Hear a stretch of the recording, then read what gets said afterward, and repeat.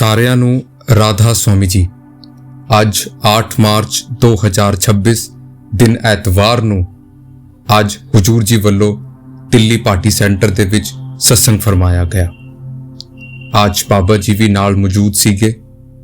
आज आप जी ने जिहड़ी बाणी लिती वो लिती हुजूर स्वामी जी महाराज धाम अपने चलो भाई। आज हुजूर जी ने बड़े सख्त लफ्ज़ां दा इस्तेमाल करते हुए सानू समझाने की कोशिश की ते एक एक लफज सुनन वाला है। जिहड़ी संगत दिल्ली पार्टी सेंटर नहीं आ सकी है वो बड़ी खुशी दे नाल इस सत्संग की जिहड़ी समरी है वो सुन सकती है जी। धाम अपने चलो भाई, पराए देश क्यों रहना, काम अपना करो जाई, पराए काम नहीं फसना। हुजूर जी ने बाणी की शुरुआत करते हुए सानू समझाने की कोशिश की कि ये स्वामी जी महाराज की बाणी है। आपा आज जहां जिस शहर में बैठे हैं जिसका नाम दिल्ली है, इसको वर्ल्ड के संसार के जो चुनिंदा शहर हैं उसमें इसको गिना जाता है और इसकी जो महत्वता है, इसकी जो इम्पोर्टेंस है वो ज्यादा है। राजनीति की बात करें, उद्योग की बात करें तो इस शहर की जो ऊंचाइयां हैं, जो शिखर है वो शिखर पे है। आपने समझाया कि बाणी को समझाने से पहले कुछ चीजें डिस्कस करना जरूरी है। हुजूर जी ने कहा कि आज वक्त की कल है। आज हम एक जिंदगी नहीं जी रहे हैं, आज हम एक दौड़ में फंसे हुए हैं। ये दौड़ सुबह शुरू होती है और शाम तक बिस्तर तक चलती है। आपने समझाया कि हम सुबह उठते हैं, हमारी आंखें भी नहीं खुलती हैं, लेकिन उठते ही सबसे पहले हमारे हाथों में मोबाइल फोन आ जाता है और हमारा शुरुआत मालिक के नाम से नहीं फोन से होती है। आपने बड़े सख्त लफ्ज़ां दे नाल कहा कि मैं कुछ एक दो चीजें पर चर्चा करना चाहूंगा, वो है वक्त। उन्होंने कहा आज हमारे पास हर चीज के लिए वक्त है। काम काज के लिए वक्त है, रिश्ते नातों के लिए वक्त है, अपनी मौज मस्ती के लिए वक्त है, लेकिन हर चीज प्यारी एक राम न्यारा, कि वो जो राम है, वो जो एक ओंकार है, उसके लिए हमारे पास टाइम नहीं है। आपने बड़े सख्त लफ्ज़ों में समझाया कि इंसान आज पूरी तरीके से इस दौड़ का हिस्सा बन चुका है। पहले हम सोचें कि क्या कोई चीज हमारी जिंदगी में जो हो रही है क्या वो हमारे कंट्रोल में है।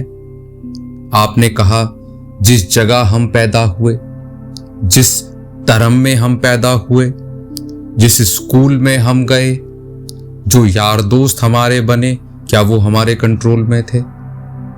हमारी जिससे शादी हुई क्या वो हमारे कंट्रोल में था। हमारे बच्चे कैसे निकलेंगे क्या वो हमारे कंट्रोल में था। हमारी मौत कब होगी क्या ये हमारे कंट्रोल में है। लेकिन फिर भी जो इंसान है वो सोचता है कि वो उसकी चीजें उसके करने से हो जाएंगी। उन्होंने कहा हमें मालिक कब याद आता है, जब हमारी जिंदगी में कुछ गलत हो जाता है। जब हमारी जिंदगी में गलत हो जाता है पहले हम अपने रिश्ते नातों की तरफ भागते हैं। हम सोचते हैं ये रिश्ते नाते हमें बचा लेंगे। फिर हम यार दोस्तों की तरफ भागते हैं, हम सोचते हैं ये हमारी मदद कर देंगे। जब हम हर जगह से हार जाते हैं उसके बाद हम अपना रिश्ता मालिक के सामने रखते हैं और रोना झिझाना शुरू कर देते हैं। लेकिन जब हमें पता है कि आखिरी में हमारी मदद अगर किसी ने करनी है तो वो कुल मालिक ने करनी है, तो हम पहले ही वो रिश्ता उस मालिक के साथ क्यों नहीं जोड़ते? बाद में आके हम उस रिश्ते को जोड़ते हैं। आप सोचें, क्या ये रिश्ता सच्चा है? क्या आप इस रिश्ते को सही कहेंगे कि जब हमारी जिंदगी में कुछ दुख होता है तो हम मालिक पर उंगली उठा देते हैं कि ये मालिक, ये तूने क्या कर दिया? लेकिन जब हमारी जिंदगी में कुछ अच्छा हो जाता है तो हम कहते हैं ये तो हमारी वजह से हुआ है। क्या ये दोहरी जिंदगी हम नहीं जी रहे हैं? फिर आपने बानी की शुरुआत करी, धाम अपने चलो भाई, पराए देश क्यों रहना। आपने कहा कि जिस देश में हम रह रहे हैं, उन्होंने एग्जाम्पल लिया कि महाराज जी समझाते थे कि ये देश हमारा देश नहीं, ये जात हमारी जात नहीं, ये मुल्क हमारा मुल्क नहीं, हम वासी उस देश के, उस सचखंड के हम वासी हैं। आपने कहा इंसान का जो ध्यान है वो सिर से लेके पांव तक फैलता है, लेकिन वो जो सचखंड है वो इधर सिर के ऊपर चोटी पर स्थित है। ये वो पॉइंट है जिथे वो परमात्मा बैठा हुआ है, वो हमारा सच्चा घर है। ये जो शरीर हमें दिया गया है, ये तो हमारे कर्मों के अनुसार हमें दिया गया है उस मालिक की भक्ति करने के लिए। लेकिन इस देश में जहां हम रह रहे हैं, ये हमारा देश नहीं है। आपने उदाहरण लिया कि जब हम कहीं विदेश घूमने के लिए चले जाते हैं तो हमें पता होता है कि ये हमारा देश नहीं है। हम कई स्तरों से वहां से निकलते हैं, कोई हमसे हमारी जात पूछता है, कोई हमारा रंग रूप देखता है, कोई हमारा पासपोर्ट देखता है और हमें यह बताता है कि ये देश आपका देश नहीं है। तो हम जब वापस आते हैं तो हमें लगता है हम अपने देश में आ गए। लेकिन इंसान कितना खुदगर्ज है कि उसको जब संत महात्मा ये समझाते हैं कि भाई ये तेरा देश नहीं है, तेरा देश वो सचखंड है, तो इंसान मानने को स्वीकार नहीं करता। वो यहां इस तरीके से फंस जाता है कि जैसे पूरी जिंदगी उसे यहीं गुजारनी है।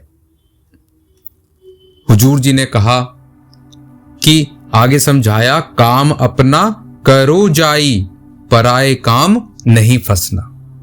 आपने कहा पराए काम कौन से हैं? जो भी हम मन के अधीन रहकर उस मालिक के विपरीत जो भी काम करते हैं वो सब पराए काम है। बाकी सब अपना एक राम पराया। आपने समझाया कि देखें आज हम उस मालिक के लिए जो समय हमें बताया गया है, क्या आज हम उस मालिक के लिए वो वक्त निकाल रहे हैं? आपने कहा कि हम तो सिर्फ अपने जो दुनियावी कामकाज हैं उनमें फंसे हुए हैं, लेकिन स्वामी जी महाराज समझा रहे हैं कि ये सब पराए काम हैं। ये काम हमारे काम नहीं आएंगे। ये रीति रिवाज, ये पाखंड जिसमें हम फंस गए हैं, ये हमारे काम नहीं आने वाले हैं। फिर आगे आपने समझाया, नाम गुरु का संभाले चल, यही है दाम गठ बंधना, जगर का रंग सब मैला, धुलाले मन ये कहना। हुजूर जी ने समझाया कि फिर स्वामी जी महाराज समझा रहे हैं कि नाम गुरु का संभाले चल, कि तू भागो वाला है कि तेरे को उस मालिक ने वो नाम की बख्शीश दी है, तुझे उसको संभालने की जरूरत है। और इस बात को गांठ बांधने की जरूरत है कि अगर तेरे कोई चीज काम आ सकती है तो वो क्या चीज है? वो कुल मालिक है। ये जो जगत है, इसका जो रंग है वो सब मैला है। आपने कहा, मूत पलती कपड़ धोए, ले साबुन इन्नू धोए, कि कोई कपड़ा गंदा हो जाता है, आपा साबुन और पानी दे नाल उसको साफ कर लेते हैं। लेकिन ये जो मन है, जो इतने सालों से काला होया पिया है, इसको कौन साफ करेगा? वो गुरु का जो नाम है वो साफ करेगा। फिर आपने समझाया कि भोग संसार कोई दिन के, सहज में त्यागते चलना, शरण सतगुरु कहो दृढ़ कर, करो ये काज पिल रहना।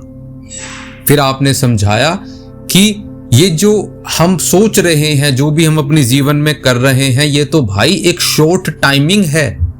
आप देखें इंसान की उम्र कितनी होती है, बड़ी तद्दता तो बाद सानू ये जो जन्म है वो मिला है, लेकिन आज हम इस जो संसार के भोग हैं इनमें लिप्त हैं। तो वही हमें समझा रहे हैं कि ये तो कुछ दिन के हैं, एक दिन जब जान खत्म हो जाएगी तो सब कुछ खत्म हो जाएगा। आपने समझाया कि देखें जिस तरीके से हम कोई बिजली है, कोई बल्ब है, उसमें से अगर बिजली निकाल दे तो क्या बल्ब की कोई हस्ती रह जाएगी? आपने समझाया कि बल्ब की ताकत जब तक है जब तक उसमें बिजली है, वो बिजली उसको चलाती है।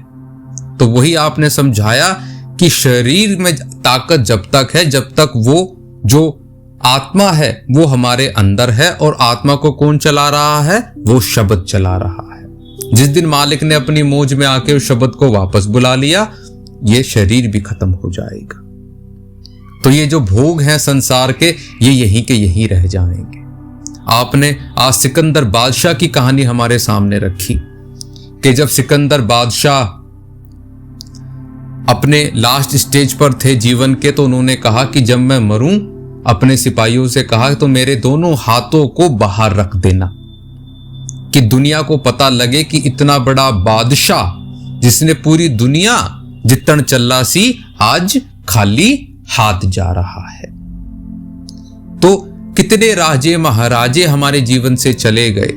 आपने कहा बड़े बड़े पॉलिटिशियन यहां से चले गए, बड़े बड़े मंत्री यहां से चले गए, क्या वो अपने साथ अपनी कुर्सी को लेकर चले गए? लेकिन उन्होंने कहा कि इंसान तो आज इस तरीके से इन सब चीजों को कर रहा है जैसे कि वो इन सब चीजों को अपने साथ ले जाएगा। क्या कोई है जो यहां कह सकता है कि वो जो चीजें आज जोड़ रहा है उसको अपने साथ ले जाएगा? फिर आगे आपने समझाया, बसो तुम आए नैनन में, सिमट कर एक ये होना, दूही यह दूर हो जावे दृष्टि जोत में धरना, शाम तज सेत को गहना, सुरत को तान धुन सुनना, बंक के द्वार धस बैठो त्रिकुटी जाए कर लेना। फिर आपने आंतरिक चीजों को हमारे सामने रखा कि वो जो मालिक है वो तो भाई इन दोनों आंखों के बीच में है, यहां से उसका सफर तय करना है, लेकिन होगा जब हम वो जो वक्त हमें बताया गया है उस वक्त को हम निकालेंगे। आपने समझाया कि इंसान कभी भी उस मालिक का शुक्र नहीं करता। आपने सख्त कहा कि हम अपना मुंह ऊपर कर कर देखते हैं, बड़ी बड़ी कोठियों की तरफ देखते हैं, बड़ी बड़ी गाड़ियों की तरफ देखते हैं, लेकिन ये नहीं देखते कि वो उनके मन में जो उथल पुथल हो रही है उस पर कोई ध्यान नहीं देता। गलत जोड़कर जो कुछ भी जोड़ा आज उसका भुगतान कर रहे हैं। कोई बीमारी के साथ भुगतान कर रहा है, कोई लीगली उसका भुगतान कर रहा है। आपने कहा आप OTTs देख लीजिए, लोग देश छोड़कर भाग रहे हैं। जब तो गलत किया, आज अपना देश तक छोड़ना पड़ रहा है। आपने कहा कि इंसान कभी अपनी जो नियामतें हैं, जो ब्लेसिंग्स हैं, उसकी कभी कदर नहीं करता। आज हमारे साथ मालिक कुछ अच्छा कर देता है, हम उसकी कदर नहीं करते, हम दूसरों की झोली में देखना शुरू कर देते हैं कि दूसरों को क्या मिला है। आपने बड़े तरीके से समझाया कि देखें आज हमारा घर बन जाए, हम दूसरे की कोठी की तरफ देखते हैं। हम ये नहीं देखते कि मालिक ने हमारा घर बनवा दिया, हम देखते हैं यार उनके पास तो कोठी है। फिर आपने कहा कि हमारी कोठी बन जाए, फिर हम दूसरे की तरफ देखते हैं कि उनके तो और भी अच्छी है। हमें मालिक गाड़ी दे दे, हम दूसरों की गाड़ी की तरफ देखते हैं कि उनके पास लग्जरी गाड़ी है, लेकिन जो नियामतें उस सतगुरु ने, उस मालिक ने हमें बख्शी हैं, कितने हैं जो उसकी सच में कदर करते हैं। तो आपने समझाया कि आज हम उस मालिक की जो दी हुई चीजें हैं उसकी कदर नहीं कर रहे हैं। और तो और उस मालिक ने जो हमें ये जो जन्म दिया है, ये जो हमें इस इंसानी जामे में डाला है कि हम उस मालिक के नाम में रम के उस मालिक को पा सके, हम तो इसकी भी कदर नहीं कर रहे। आपने कहा पता नहीं कितने तदता तो बाद ये सानू जो जन्म है वो मिला है। भई प्रापत मानुख दे हुरिया, गोविंद मिलन की ए तेरी वरिया। आपने समझाया कि ये मालिक की बख्शीश हुई है कि हमें ये जामा मिला है।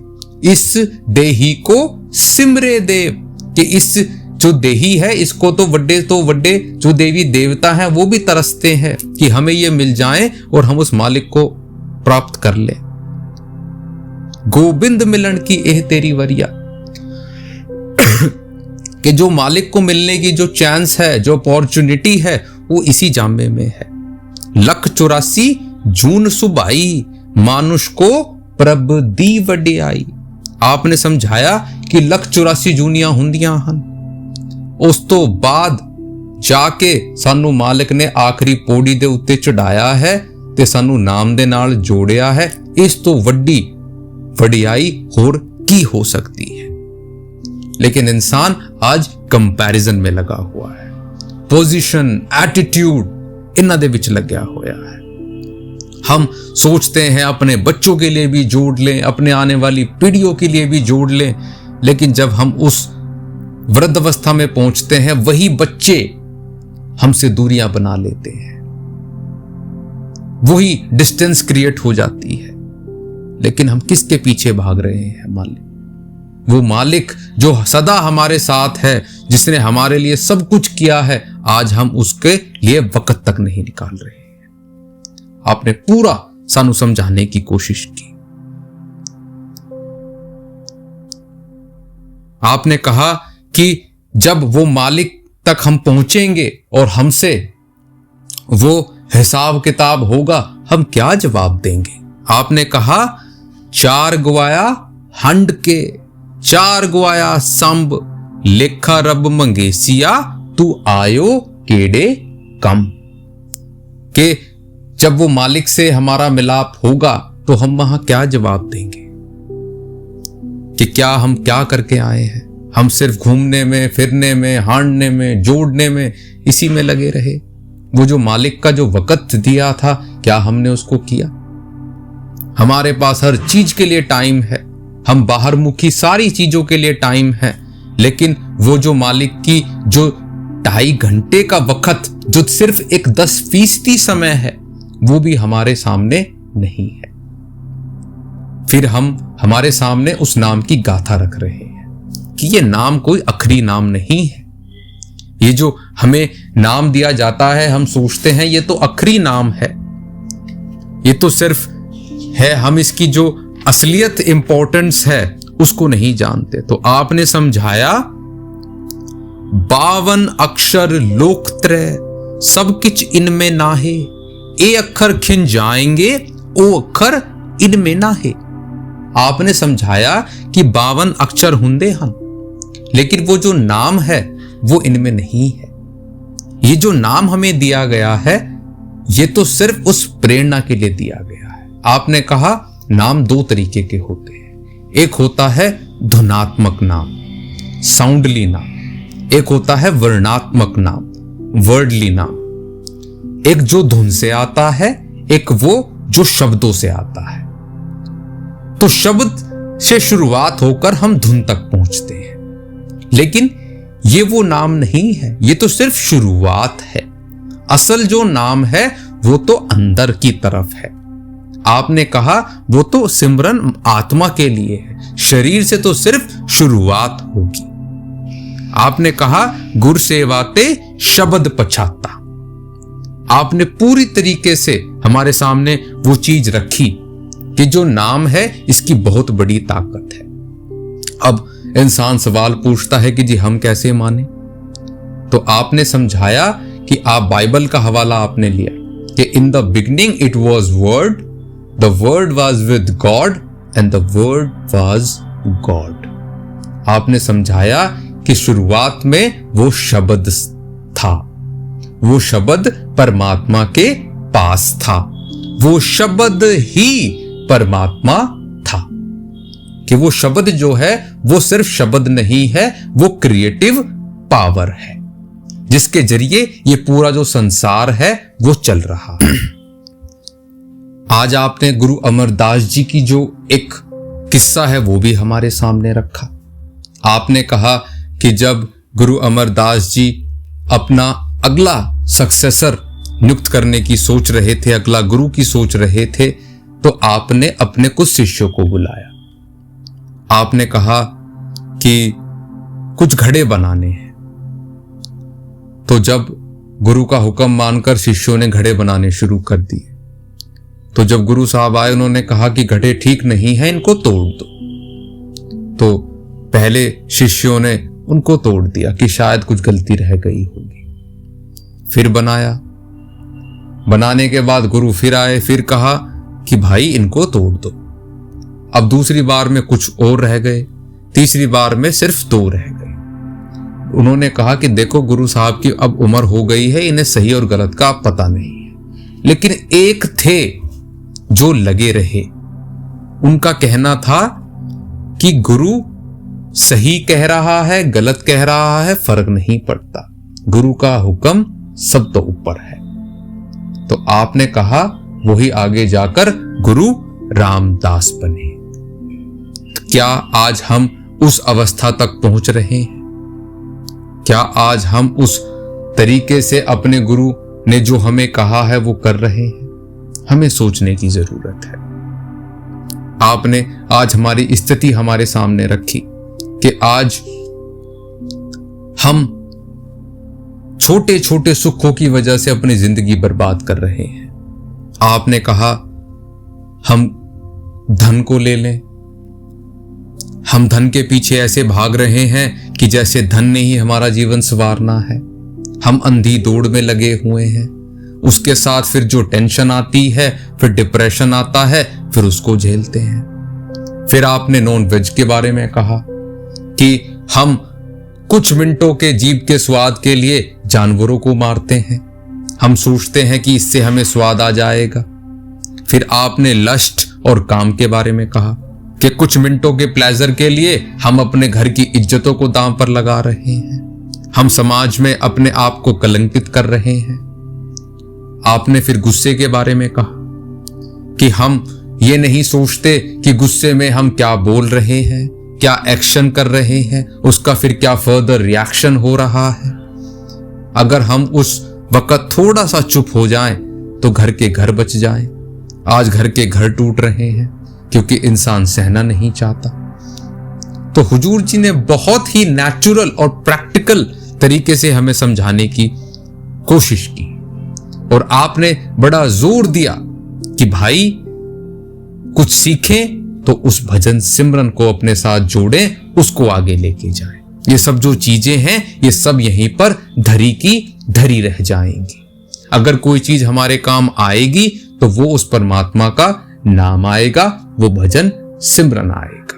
लेकिन बड़ा अफसोस है कि हम सिर्फ इसी चीज के ऊपर ही ध्यान नहीं देते, बाकी सारी चीजों पर हमारा पूरा पूरा ध्यान है।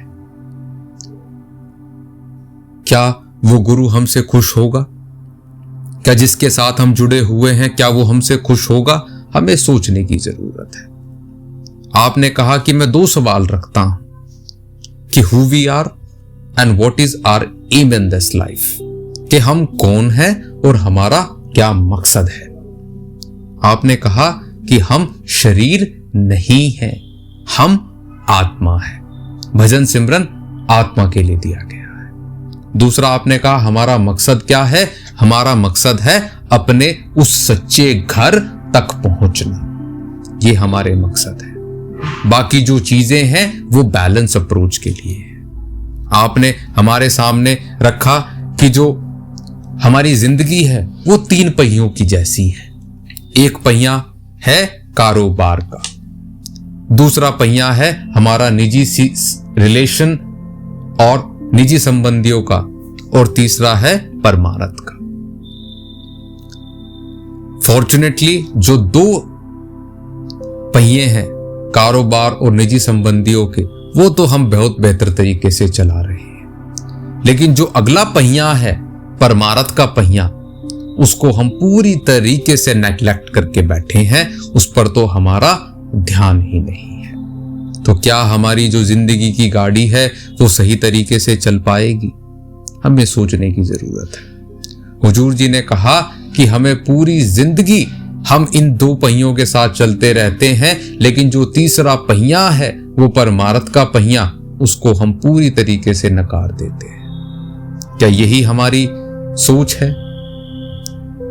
आपने कहा कि जिस जिंदगी के पीछे हम भाग रहे हैं ना, ये जिंदगी खत्म हो जाएगी। कूड़ राजा, कूड़ प्रजा, कूड़ सब संसार, किज नाल कीजे दोस्ती, सब जग चलन हार। कि भाई ये जो राजा प्रजा अमीरी गरीबी सब कूड़ है, सच्चा वो मालिक है। किदे नाल दोस्ती दे उत्ते लगे हुए हो, सब जग चलन हार, कि सब जग जा रहा है। आज वो जा रहे हैं, कल हमने भी जाना है, कोई साथ नहीं दे सकता। आपने कहा कि 24 घंटे होते हैं, हम दरमियान का रास्ता अपना सकते हैं। 15-16 घंटे में, 17-18 घंटे में हम बड़े आराम से अपनी जीवन की चीजें कर सकते हैं, लेकिन भाई जो बचे कुचे घंटे हैं उसको तो मालिक की याद में लगा देते हैं। और बड़े अफसोस है कि हमें मालिक की भक्ति के लिए कहना पड़ता है। कितनी अफसोस की बातें हैं कि इस जिंदगी में जहां हम जी रहे हैं, हम उस मालिक की भक्ति को ही बस हमें कहना पड़ता है, बाकी चीज हम अपने आप कर लेते हैं। वहां हमारी जो इंटेलेक्चुअल है वो बड़े आराम से चल जाती है। फिर आपने कहा कि ये जो हमने बाहर की चीजें बना दी हैं, कि हम सोचते हैं कि इन बाहर की चीजों में अगर हम फंसेंगे, इन पाखंडों में हम फंसेंगे, इन तीर्थों में हम फंसेंगे तो कुछ बेहतर होएगा। तो आपने कहा we are the living temple of the God, कि हम उस परमात्मा के जीते जागते मंदिर हैं। हुजूर जी ने फिर एक और बड़ा एविल हमारे सामने रखा कि हम गुरु के बारे में जानना। उन्होंने कहा सच्चा गुरु क्या है? शब्द गुरु सुरत तुन चेला, कि सच्चा गुरु वो शब्द है, वो सच्चा सुरत जो है वो हमारी आत्मा है, हमारी सुरत है। आपने कहा कि जो बाहर के गुरु हैं वो हमें समझाने के लिए आते हैं, वो हमारे जीवन को उस बेहतरी की तरफ करने के लिए आते हैं कि हम उस मालिक के बारे में जानें, लेकिन सच्ची शुरुआत हमारे अंदर से होती है। वो हमें जो नामदान बख्शते हैं उसके साथ हमें चलना होता है। लेकिन आज हम ऐसे गुरुओं के साथ भी फंस जाते हैं। हम चमत्कारी गुरु चाहते हैं, हम चाहते हैं कि हमारे साथ चमत्कार हो जाए। याद रखें, अगर कोई गुरु आपसे कहता है कि आप मुझे दुनियावी चीजें दे दें और इसके बदले में आपको कोई चमत्कार दे दूंगा, आपको बच्चा हो जाएगा या आपको ये हो जाएगा, तो भाई फिर वो परमार्थ का रास्ता नहीं है। फिर तो वो एक पूरी तरीके से एक पूरा सिस्टमैटिक एक बिजनेस है। आपने समझाने की कोशिश करी कि हमें ये चमत्कार, ये अंधविश्वासों में नहीं फंसना है।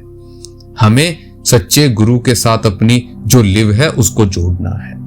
सच्चा गुरु वो है जो हमें उस शब्द, उस सूरत के साथ जोड़ता है।